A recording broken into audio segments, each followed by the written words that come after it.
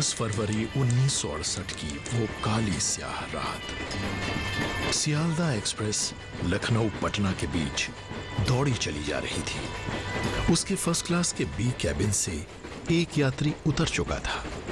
अकेला रह गया एक और यात्री गहरी नींद में था। कुछ आगे जाकर उसे शायद चिर निद्रा में भेज दिया गया था। दीनदयाल जी सचमुच नहीं रहे थे। आज भी उनकी मृत्यु का रहस्य यूं ही बना हुआ है। एक थ्योरी ये भी दी गई कि उन्हें किसी ने धक्का दे दिया। अभी तक ज्ञात तो कुछ हुआ नहीं है, लेकिन शक बना हुआ है कि किसी प्रकार के षड्यंत्र के वे शिकार हुए हों। गुरुजी ने एक चिट्ठी लिखा और राजा साहब जौनपुर के हाथ दी। उनसे कहा कि ये दीनदयाल को देना और उसको बताना, मेरा संदेश है कि संभाल के जाना। हालांकि पूरा देश और दुनिया के राजनीतिक पंडित उन्हें जनसंघ के पुरोधा के रूप में जानते हैं, लेकिन दीनदयाल जी मूलतः एक स्वयंसेवक थे। वे नेता होने के कारण स्वयंसेवक नहीं थे, वे स्वयंसेवक होने के कारण नेता थे। अपनी मृत्यु से ठीक एक हफ्ते पहले बरेली में उनका जो बौद्धिक वर्ग था, उसमें भी उनका विषय यही था। सुनिए उनकी ही आवाज में 4 फरवरी 1968 का ये उद्बोधन। संपूर्ण व्यवहार, उसके संस्कार और वो व्यवहार कैसे करेंगे इसकी आदत डालनी पड़ती है। और उसमें फिर छोटा छोटा काम, बड़ी बड़ी बातें नहीं। बड़ी बड़ी बातें यानी राष्ट्रीय स्वयंसेवक संघ और बाकी के अंदर अगर अंतर रहा तो यही है कि भाई संगठन की बात, देश की बात, एकता की बात सब लोगों ने की, कही और संघ ने किया। बहुआयामी प्रतिभा के धनी दीनदयाल जी एक प्रचारक, प्रेरक, संगठक, प्रभावी वक्ता, साहित्यकार, अर्थशास्त्री और दार्शनिक तो थे ही। उनका एक गुण कम ही लोगों के ध्यान में आया, वो था उनका स्वर। उनकी ही आवाज में बरेली के शीत वर्ग में गाया गया गीत इसका साक्षी है। हे महावीर के अंशुमा, हे युग परिवर्तक चिरमहान, हे शक्ति पुंज साहस अमोघ पदवंदन, हे केशव तुमको कोटि कोटि दीनदयाल उपाध्याय ने सीकर के कल्याण हाई स्कूल से मैट्रिक की परीक्षा दी। बीमारी के बावजूद न केवल अजमेर बोर्ड में वो प्रथम रहकर उत्तीर्ण हुए, बल्कि कई विषयों में उन्होंने नए रिकॉर्ड भी बनाए। पंडित दीनदयाल जी उपाध्याय यहाँ के स्टूडेंट रहे हैं।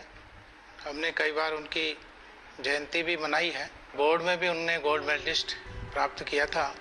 इसके 2 वर्ष बाद उन्होंने पिलानी के बिरला कॉलेज से इंटर की परीक्षा प्रथम श्रेणी में उत्तीर्ण की। सीकर के महाराजा ने दीनदयाल जी को पदक के साथ छात्रवृत्ति भी बांध दी। ये है सनातन धर्म कॉलेज कानपुर। दीनदयाल जी ने भी बीए करने के लिए इसी कॉलेज में प्रवेश लिया था। ये है लाला हरदत्त राय छात्रावास। इसके कमरा नंबर 40 में रहता था एक मेधावी छात्र, लगनशील, चुपचाप रहने वाला, बस पढ़ाई से मतलब। नाम था दीनदयाल। दीनदयाल जी यहाँ 1937 में बीए के छात्र के रूप में आए और सन 1939 तक रहे। यहाँ से बीए प्रथम श्रेणी में उत्तीर्ण किया। जो विषय यहाँ पढ़ाए जाते थे उनका मन लगाकर अध्ययन किया, लेकिन दीनदयाल जी ने यहाँ वो शिक्षा और दीक्षा भी ली जो इस कॉलेज के पाठ्यक्रम का हिस्सा नहीं थी। जिन विद्यार्थियों को 0 अंक किसी भी विषय में मिलते थे, दीनदयाल जी उनको वो विषय पढ़ाते थे और पढ़ा करके उनके स्तर को अच्छे विद्यार्थियों के बराबर ले आते थे। बीए करने के बाद दीनदयाल जी एमए करने के लिए आगरा चले गए। यहां वे श्री नानाजी देशमुख और श्री भाऊराव जुगादे के साथ राष्ट्रीय स्वयंसेवक संघ की गतिविधियों में हिस्सा लेने लगे। सरकारी नौकरी की पेशकश छोड़कर वो राष्ट्रीय स्वयंसेवक संघ में प्रचारक निकल चुके थे। देश के लिए जीवन उनका मूल धर्म बन चुका था। अपने संकल्प के बारे में उन्होंने अपने मामा जी को जो पत्र लिखा, उसकी बानगी देखिए। राष्ट्र के प्रति समर्पण की जिद नजर आती है। जब किसी मनुष्य के किसी अंग को लकवा मार जाता है तो वो चेतना शून्य हो जाता है। इसी भांति हमारे समाज को भी लकवा मार गया है। हर एक तभी महसूस करता है जब चोट उसके सिर पर आकर पड़ती है। आपने मुझे शिक्षा दीक्षा देकर सब प्रकार से योग्य बनाया। क्या अब मुझे समाज के लिए नहीं दे सकते हैं? जिस समाज के हम उतने ही ऋणी हैं। देश स्वतंत्र हो चुका था, लेकिन समाज संगठित नहीं था। देश में कई व्याधियां पैदा हो रही थीं, पर दीनदयाल तो अपनी धुन के पक्के थे। छोटी छोटी झंडियों से पाकिस्तान और बांग्लादेश की सीमाएं अलग करना चला था। तब तक कहीं से आ गए दीनदयाल जी। उन्होंने कहा क्या कर रहा है रे? हमने कहा ये लोगों को पता लगे कि कितना देश बट गया है, ये मत बताया कर। जितनी पौरुष की शक्ति होगी उतना बड़ा ले जाएगा। भारतवर्ष की सीमाएं कितना बड़ा होगा उसका क्या कल्पना आज भी कर रहा, उसको बांधो मत। अब दीनदयाल जी की भूमिका बदल चुकी थी। अब चुनौती थी राष्ट्र के पुनर्निर्माण की। सन 1947 में ही राष्ट्र धर्म प्रकाशन की स्थापना हुई तथा राष्ट्र धर्म मासिक, पांचजन्य व ऑर्गेनाइजर साप्ताहिक तथा स्वदेश दैनिक का प्रकाशन प्रारंभ हुआ। पंडित जी पांचजन्य व स्वदेश के संपादक कार्य में सहयोग करने लगे। ऐसा विचित्र मैनेजिंग डायरेक्टर जो कंपोजिंग भी करता था, प्रिंटिंग भी करता था, तो साइकिल पर बंडल लाद करके स्टेशन पर डाक एडिशन भेजने के लिए जाते थे। हम लोग तो बिल्कुल नए थे, विश्वविद्यालय से निकलकर संपादक बन बैठे थे। एक दिन मशीन चलाने वाला कारीगर नहीं आया तो हम लोगों ने मशीन चलाई। मशीन चलाते चलाते उपाध्याय जी किस तरह से बेहोश हो गए थे, इसका मुझे अभी तक स्मरण है। अपने सार्वजनिक जीवन में उनकी सादगी व सरलता मानो एक किंवदंती बन गई थी। इसका कार्यकर्ताओं पर भी बड़ा असर पड़ता था। ट्रांजिस्टर रेडियो उस समय उसका लाइसेंस हुआ करता था, रिन्यू करना पड़ता था। तो सुनते सुनते उनका वो समय समाप्त हो गया लाइसेंस का, तो उन्होंने बंद कर दिया और सामने वाले सज्जन को कहा कि आपका रेडियो जरा शुरू कीजिए, मुझे समाचार सुनने। उसने कहा महाराज अभी आप अपना ट्रांजिस्टर खोल के सुन रहे थे। तो उन्होंने कहा कि इसका लाइसेंस समाप्त हो गया, तो ऐसे करूंगा मैं तो चोरी होगी। शायद उनकी इसी विशेषता के कारण उन्हें राजनीतिक क्षेत्र का दायित्व सौंपा गया तथा जनसंघ के अखिल भारतीय महामंत्री के रूप में दीनदयाल जी के नाम की घोषणा की गई। इससे पहले कि जनसंघ राजनीतिक ताकत बन पाता, डॉक्टर मुखर्जी की रहस्यमय परिस्थितियों में मृत्यु हो गई। नवजात पार्टी को संभालने की जिम्मेदारी दीनदयाल जी के कंधों पर आ गई। इस बीच उन्हें एक विशेष परिस्थिति में जौनपुर से चुनाव भी लड़ना पड़ा। वहां उन्होंने कार्यकर्ताओं को निर्देश दिया कि कोई भी उनके नाम के साथ जाति सूचक शब्द नहीं लगाएगा। इलेक्शन का रिजल्ट जब लगा तो रेडियो सुनते बैठा, ये क्या सुन रहा है?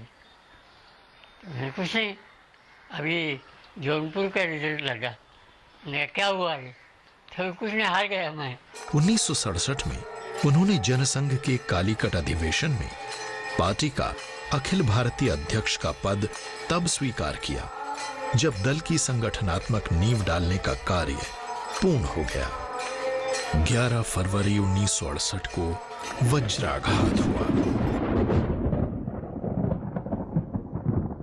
जब सारे देश ने उनकी हत्या का समाचार सुना। आरक्षण की थाली में कपूर सा उजल गया, आत्माया ही झर गया। रेल की पटरी के किनारे प्रारंभ हुआ राष्ट्र को समर्पित ये सार्थक जीवन रेल की पटरी पर ही समाप्त हो गया। सारा देश शोक में डूब गया। लेकिन जाने से पहले वो देश को दे गए एक ऐसा दर्शन जो देश के मानस पटल से लुप्त होने लगा था। उन दिनों देश समाजवाद व पूंजीवाद के द्वंद्व से गुजर रहा था। तब के राजनीतिक नेतृत्व को भारतीय सनातन परंपरा की विशालता और राष्ट्र की अपनी बौद्धिक शक्ति का भान नहीं हो पा रहा था। वो कभी कहीं से और कभी कहीं से अपने विकास के मॉडल ढूंढ रहा था। ऐसे में पंडित दीनदयाल उपाध्याय ने देश को बोध कराया अपने ही दर्शन का। बस आईना ही तो दिखाना था। उसी में से अंकुरित हुआ एकात्म मानव दर्शन। इस अंकुर के वट वृक्ष बनने की यात्रा अभी जारी रहेगी। देश को अंधेरे से उजाले की ओर ले जाने के संकल्प की यात्रा।